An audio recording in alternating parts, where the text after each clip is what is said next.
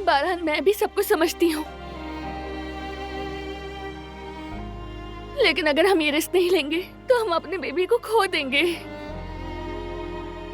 और मैं अपने बेबी को किसी कीमत पर नहीं खो सकती।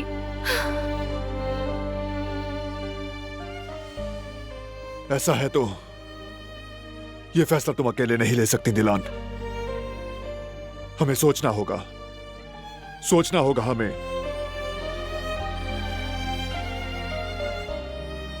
जब बात मेरे बेबी की है तो सोचने की कोई गुंजाइश नहीं, बल्कि हम इंतजार नहीं कर सकते। डॉक्टर को कहो मेरे बच्चे को दिलान, बचाए। नहीं, कुछ नहीं होगा तुम्हें। कहीं नहीं जा रही तुम। बारहान मत रोको प्लीज। दिलान मेरी तरफ देखो। रिलैक्स हो जाओ मेरी जान, रिलैक्स। अपने लिए भी